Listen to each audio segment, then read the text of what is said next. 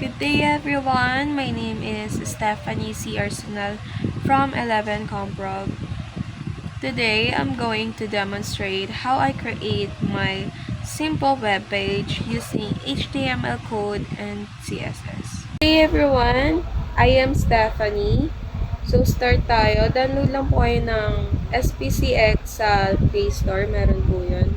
Available po siya sa Android and iOS. And today, I'm going to demonstrate how to create my simple web page using HTML and CSS. First, let's start with HTML part. So, meron po tayo ditong doc type. This one. Yan. Doc type. This line tells the browser that I'm using HTML5, the latest version of the HTML. Next, ito, HTML. This is the root of my web page. Everything inside, it is part of the HTML document. Next is head. Yan, may head. Inside this tag are the settings and information about my website, not the visible part. Okay? So, next is title. Pero di pa ako nakapaglagay ng title. The text here appears on the browser tab. So, lalagay tayo dito web page. Yan. Next, Next, body. This one, body. Sa body naman po, this tag contains everything that people see on the web page. Now, inside the body, I use several tags. Headers, ayan, nandyan, header. This is where I place my page title or logo. Okay? Tapos, gumamit din po ako ng nav. This tag is used for navigation menus or link. Tapos, ito, H1. H1 and H2 yung ginamit ko. This is the biggest heading po, yung H1. Ito po yung pinakamalaking font, size font po. Ganon. Ginagamit ko ito pang main title, ganon po. Topic, ganon. Itong H2 naman po, or H3, kung gusto nyo H3, these are smaller headings for subtopic. Ito po. Subtopic po yan, pang subtopic. And then, meron po tayo dito ginamit na P. Meaning po ng P is paragraph. So, pag naglagay po kayo ng P, dapat po may end tag. Meron pong P. Yan. Tapos po, ang ayos po nito is paparagraph po siya. Ginagamit po to for blocks of text of descriptions. Next naman po is href. This tag creates hyperlinks that take you to another page or website. So, meron po yan. Yan. Dito nyo po ilalagay dito. Href equals, kalimutan ko tawag. Basta ganyan po, yan.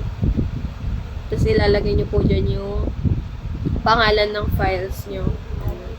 Tapos po, after po, maglalagay po kayo ng text dito, kung ano pong gusto nyong tawag sa kanya, kung ano po yung pangalan ng button, ano. So, naglagay din po kayo ng div dito sa taas. So, na yun. Ito po pala. Yan. Naglagay ako ng div or div. It's like a container used to group elements for layout or styling. And then, gumamit din po ako ng section. Yan. Disorganize my web page into parts like about, product, or contact. Yun po, naka-organize po sila or parang nakasunod-sunod sila. Ganun po. Tapos, ayan, may paragraph. So, close ko yung paragraph. And close ko din yung select yung section and div. Kailangan po nating i-close or ilagyan ng end tag. Para po hindi po sila maglabo-labo if maglalagay ka ulit ng section. So, inulit ko lang po yung ginawa ko sa taas. At ito po yun. Naulit lang po sila yung section, div, and h2, paragraph. And this one naman po, is paglalagay ng image. So, ito po, tatay po kayo ng EIMG. Ayan po. EIMG. Yan. Ito po. MG and close. Yan. Tapos sa loob, lagay po kayo ng CRC. Meaning po niyan ay source. So, lagyan po natin ng equal sign. And this one. Tapos, ilalagay nyo po yung pangalan ng picture. So, try natin po itong Beagle. Beagle.jpg. Ganyan. Yan. Tapos yung height. Yan. Kayo na po bahala kung anong gusto nyo. Gano'n po siya kalaki, kataba yung picture nyo. So, gusto ko po is 300. Yan yung height, 350.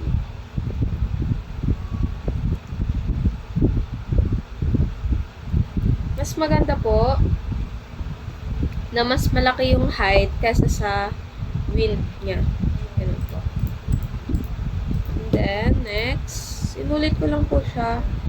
Start na po tayo dito ulit sa footer. So, yung footer. So, this is placed at the bottom, usually for copyright, contact info, or social media links. Next, I'll explain my CSS code. CSS is used to style and design the web page. First is type style. Then, proceed tayo sa body. So, sa body, sineset nito po yung background color, font, and overall look of the page. So, sabi po dito, yung background, inaayos po niya. And, or sineset niya po yung background, yung color, and yung overflow ng ating web page. And then, next is header. Header, design of the top section, such as background color or padding. This one, background, and height, display, flex direction, justify content, align items, colors, and text shadow. Next is H1 or header H1.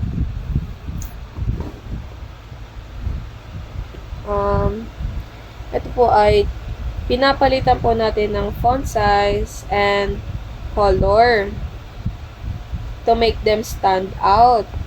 So, yan nga po. Font size. Pinalitan lang po natin yung font size. Next is header P or header paragraphs. For paragraph, I style the text for better readability using font style, color, and spacing. So, font size, ine-edit po din dito or dine-design, sineset up dyan. And then, ito pong letter spacing and margin and animation. Next is section. Dito po, sineset up yung padding and yung text align ng section nyo.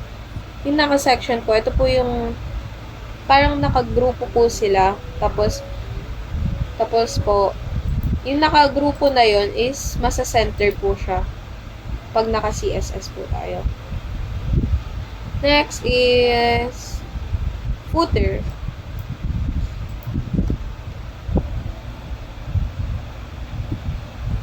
styled the footer with a darker color and centered the text. Yun po. Ito po yung footer nandito po sa baba na parang may nilalagay po kayong link or something gusto nyo pong makita nila sa baba. Parang pang ending din po siya yung footer. Ending po siya, ganun. Goods po siya for ending. So, sa footer, dito nyo po siya ma-change yung color, yung text, decoration, and font weight. So, yun. So, that's all lang po. Tapos, close natin yung style. Lagyan po natin ng end tag. This one po. Kailangan po ang end tag natin is laging may ganito.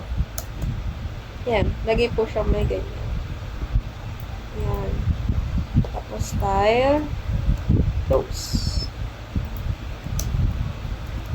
Ganun lang po. That's all for my demonstration. Thank you guys. Thank you po sa papakinig. Again, I am Stephanie from 11 Comprog. I hope may naintindihan kayo sa aking pinagsasabi dito. And ito po yung aking webpage.